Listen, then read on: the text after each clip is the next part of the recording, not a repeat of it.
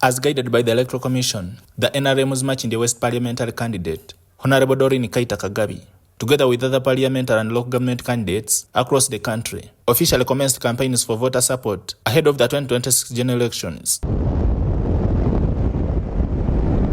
Keita, who is determined to break the opposition's long-standing grip on Makindye West, a constituency that has for decades been considered as an opposition stronghold, was found at her office, preparing for the 12-hour campaign.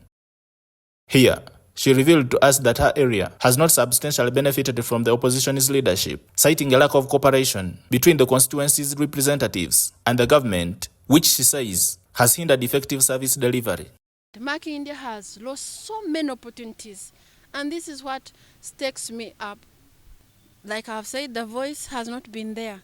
The people of Makindye West have long yearned for a voice, for a leader who's going to care for them.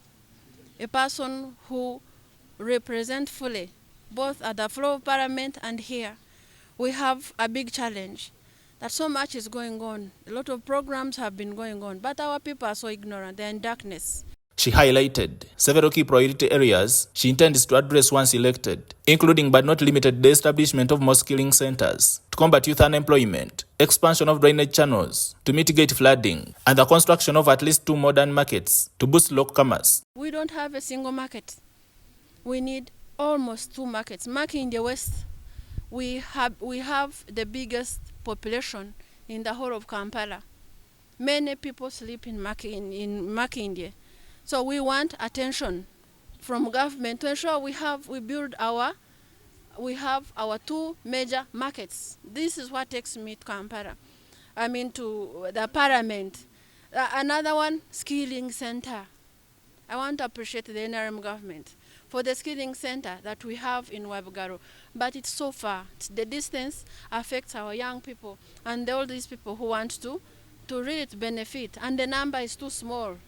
So we want almost like 4 skilling centers. On the issue of immigrants in the area, which some locals link to the rising cost of living, Keita acknowledged Uganda's reputation as one of the most hospitable countries for refugees fleeing conflict. She emphasized that her leadership would promote peaceful coexistence between nationals and immigrants by ensuring that both communities' concerns are fairly represented before the relevant authorities. To me, I don't think it's a challenge of having different nationalities in our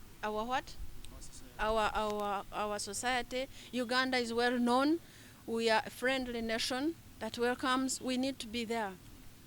You cannot know the challenges of being a refugee until you are one.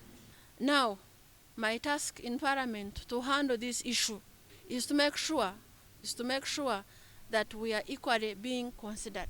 Meanwhile, Keita called for a peaceful electoral process, stressing that there should be no shedding of blood due to election-related violence during or after the polls. Our people must know that after elections there is life, but immediately after 15th February, all the election is done. It has to be you and me. Consequently, Keita urged the electorate of Makindye West to rally behind her in changing the long-standing narrative that the constituency exclusively belongs to the opposition, a perception she believes has hindered access to national resources and development opportunities. So we hit the ground running to ensure that the voice of Makindye West is amplified, is heard, and we quickly solve the impasse, the bridge which had been created by the leaders who have been occupying that seat. So kindly choose Keita Doreen. Choose President Yoweri Museveni. I pray that you choose the bus. Give us the chance. Let us turn around this history of pain, of division, of anger, of fights, of corruption, of anything that brings us close to nothing. As the political temperature rises, with campaign posters going up and candidates sitting the ground, Doreen Keita faces a number of challenges, including the incumbent, Honorable Alan Sewanyana, who is running as an independent after losing the National Unity Platform ticket to Ali Kasirye, and the youthful David Musiri, contesting under the Democratic Front Party after also being denied the NUP flag. Joseph Kabale for UCTV News.